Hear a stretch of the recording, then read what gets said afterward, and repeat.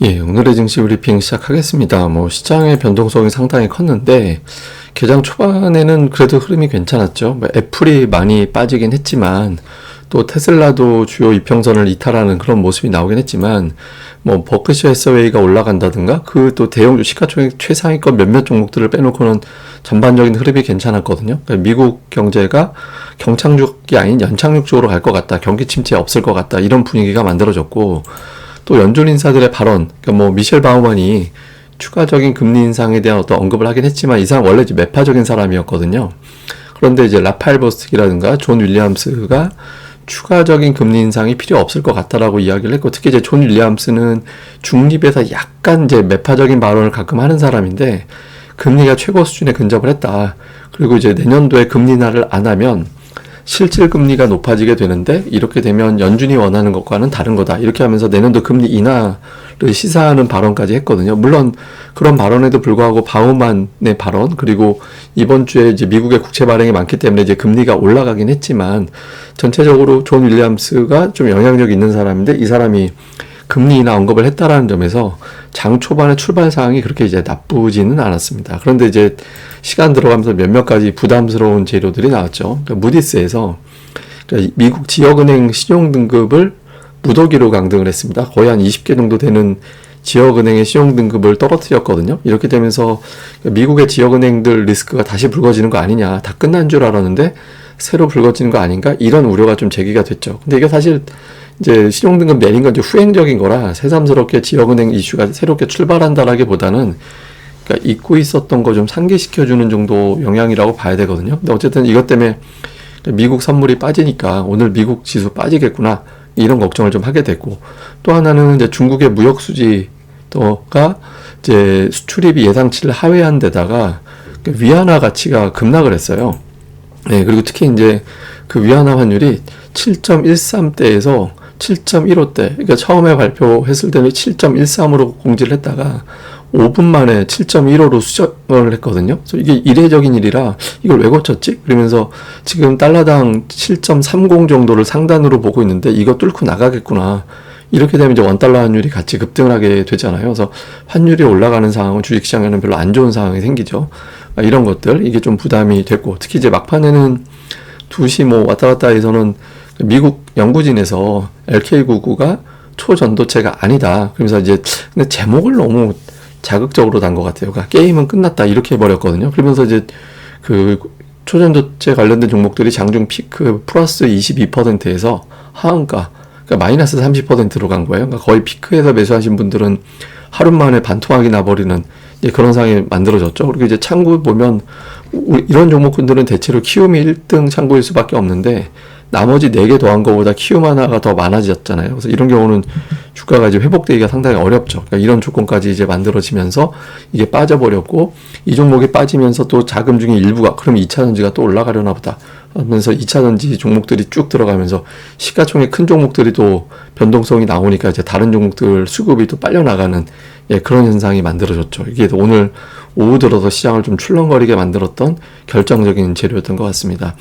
그다음에 이제 수급에서는 외국인 투자자들이 주식 좀 매도를 했는데 규모가 그렇게 크진 않았고요. 코스닥은 또 매수를 했는데 이제 기관 쪽 매도가 오늘 시장을 많이 눌렀다라고 봐야겠죠. 그러니까 금융 투자 매도가 좀 많았고 연기금이 좀 제법 팔았고, 그래서 기관이 오늘 지수 하락하는데 영향을 줬다라고 봐야 되는데, 다만 이제 금융 투자는 매도 나올 물량이 그렇게 많아 보이진 않거든요. 나머지 물량이. 그래서 좀 조만간 또 매수로 바뀌지 않을까 싶고요.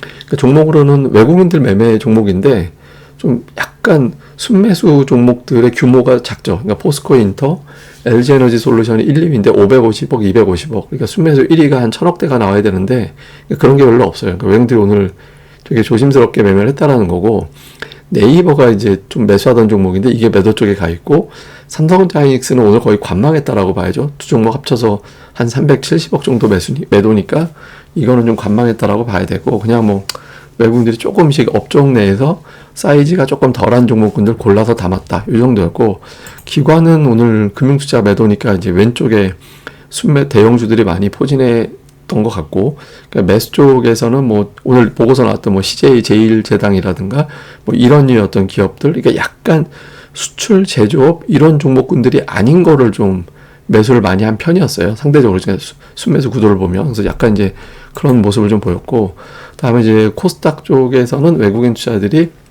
그 에코프로 BM 이런 것들이 좀 매수해 있었고, 피팅 업체들, 그러니까 이제 삼광밴드나 태광이라든가 이런 것들이 이제 매수해 있었고, 그 이제 IT 기업들은 일부 그러니까 리노, 주성 엔지니어링, 하나마이크론 정도, 이오테크닉스까지 친다라면 이 정도, 제우스까지 좀 있었고, 그래서 피팅, 반도체 일부, 이 정도 좀 담았다라고 봐야 될 것 같고요. 기관 투자자들도 역시 오늘 초반부터 에코프로 이런 것들 매수가 좀 붙긴 했었거든요. 그래서 좀 오늘 초반에 2차전지 오늘은 좀 낙폭을 줄이거나 플러스로 돌리려고 하나보다 이런 느낌은 좀 있었죠. 근데 어쨌든 2차전지 좀 매수가 있었고, 역시 피팅, 성광밴드 매수가 있었고, 그 외에는 IT 계열은 그렇게 종목수는 많지는 않았던 것 같습니다. 주성 엔지니어링이나 STI 요 정도 이제 매수가 있어서, 기관은 이렇게 뚜렷하게 특정 업종 어떤 거를 집중 매수했다 이런 것들은 이제 안 보인 것 같았습니다.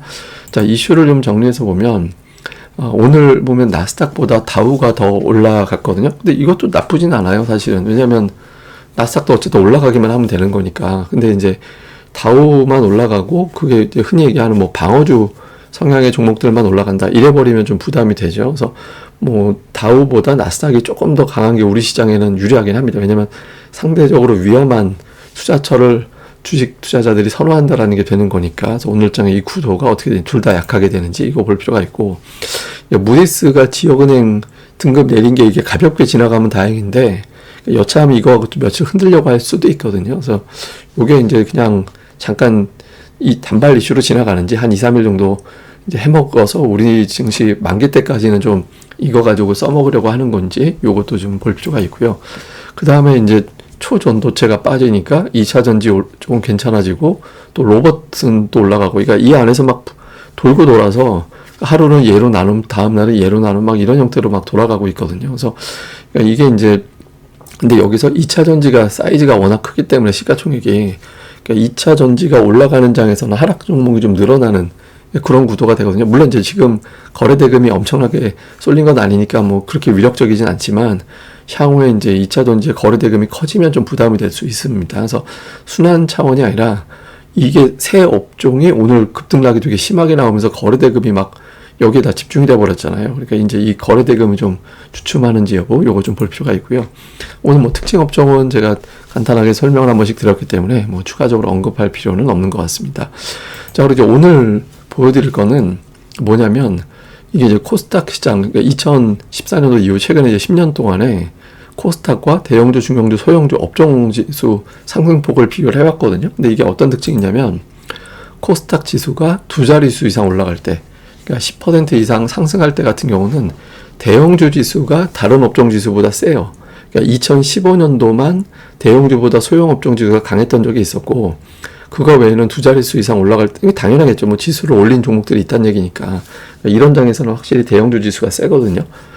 이 올해 같은 경우 대표적인 게 2차 전지잖아요. 그리고 지수를 저렇게 올렸다라는 건 외국인 기관이 땡겨 올렸거나, 개인들 엄청난 큰 손이 들어와서 사이즈가 큰 종목을 올렸거나, 그러니까 예를 들어 1,000만 원짜리 종목 매수해서 20% 나봐야 200만 원인데 1억짜리가 들어와서 10% 내버리면 1,000만 원 버는 거잖아요. 그래서 그러니까 큰 손들은 좀 그런 게임을 펼칠 수밖에 없죠. 그러니까 올해 같은 경우는 대형주의 기준은 시가총액으로 치면 올해 지금 현재 기준으로 한 7천억 이상, 시가총액 100일 이내, 그러니까 이 정도 종목으로 보면 되거든요. 그러니까 이 안에서 지금 제일 센 종목이 뭔지, 그러니까 대형주를 포트폴리오에 담아놓지 않으면 이제 조금 시장 수익률을 못 따라가는 경우가 될 수 있거든요. 그러니까 중소형주 중에서 매력적인 개별적인 이슈가 있는 종목군들을 담되, 대형주가 빠질 때는 지수가 센 장에서는 고전할 수밖에 없습니다. 그러니까 올해 이제 내 수익률이 만약에 시장하고 좀 다르다라면 어떤 게 원인인지 살펴보고, 혹시 이쪽에서 있지는 않은지 이것도 한번 살펴보시는 것도 중요할 것 같습니다. 근데 이게 단정 하나로 단순화시킬 수 있는 건 아니긴 하지만 데이터상 그렇다라는 걸 설명드린 겁니다. 예, 그럼 또 오늘 하루 잘 보내시고요. 저는 다음에 뵙겠습니다. 이 방송 좋아요, 그리고 이제 구독하기 꼭 좀, 반드시 꼭 좀 눌러주시는 거 부탁드리겠습니다. 감사합니다.